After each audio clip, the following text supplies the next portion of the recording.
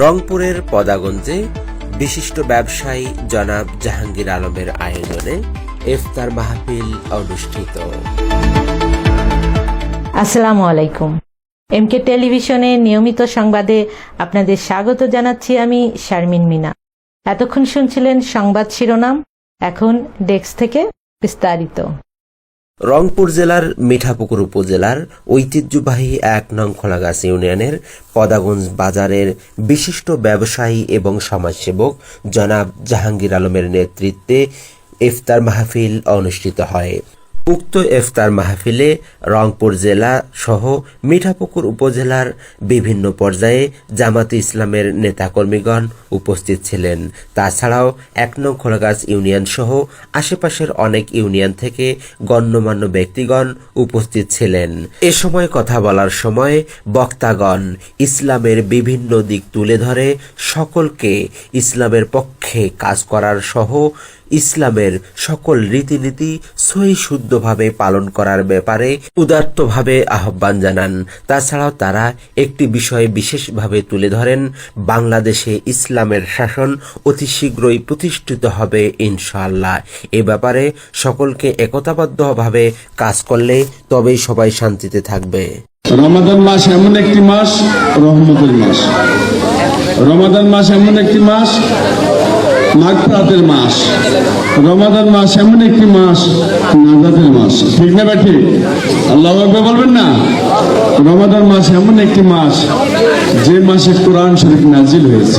যে আল্লাহর হুকুমে আমি সকাল থেকে সূর্য থেকে শুরু করিয়া সূর্য অস্ত পর্যন্ত এক ঢোক পানি খেলি না।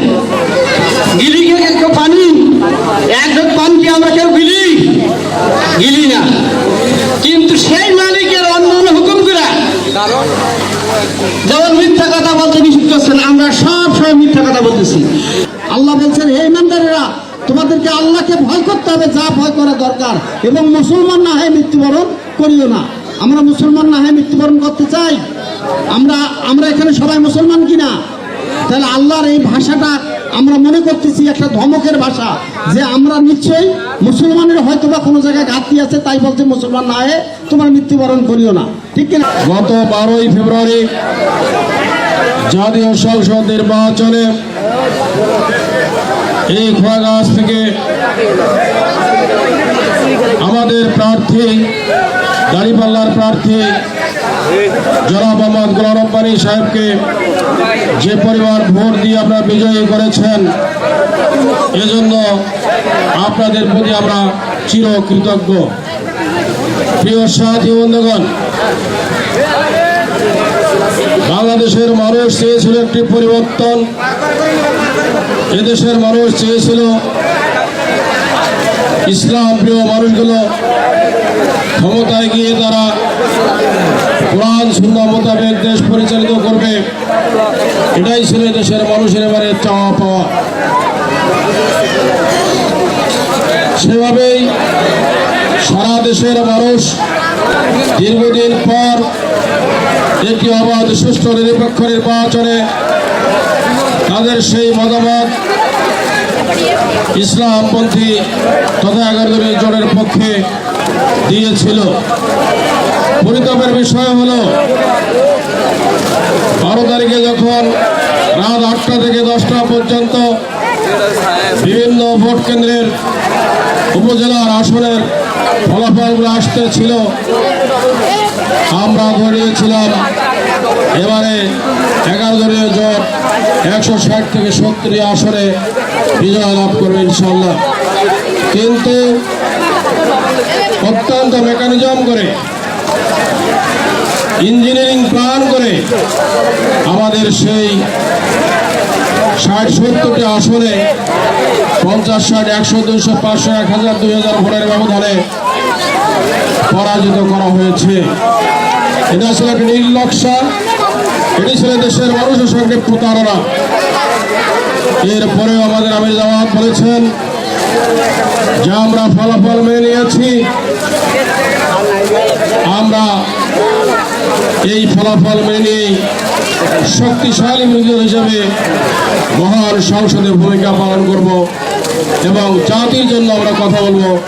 এই সিদ্ধান্ত নিয়েছে।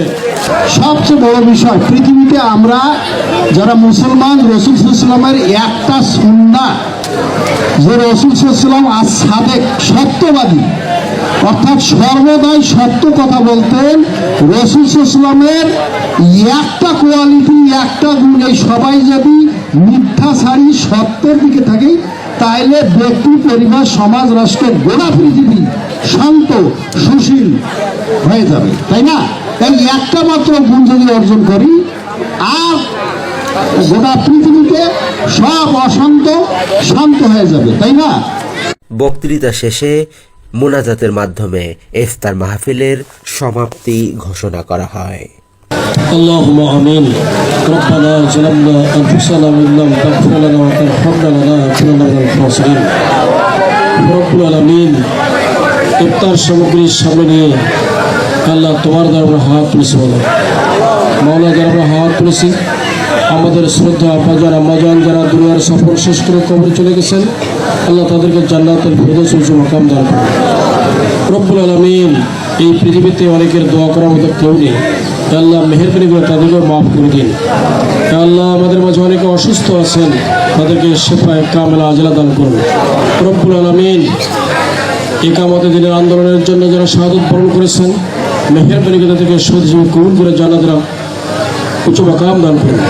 রব্বুল আলামিন, এই আন্দোলন সংগ্রাম করতে গিয়ে সুরাই যোদ্ধা যারা জীবন দিয়েছেন, আল্লাহ তাদেরকে জান্নাত দান করুন। যারা বেঁচে আছেন, পঙ্গুত্ব বরণ করছেন, তাদেরকে অতি দ্রুত সুস্থতা দান করুন। ইসলামের দিকে যুবক আজকে ধাবিত হয়েছে, আল্লাহ মেহেরবানি করে সেই যুবকদেরকে কবুল মঞ্জুর করুন। আমিন বিরহমাতিকা ইয়া আরহামার রাহিমিন। Nazrul Islam, MK television. করছি এমকে টেলিভিশনের নিয়মিত সংবাদ। এতক্ষণ সাথে থাকার জন্য আপনাদের সবাইকে অনেক অনেক ধন্যবাদ।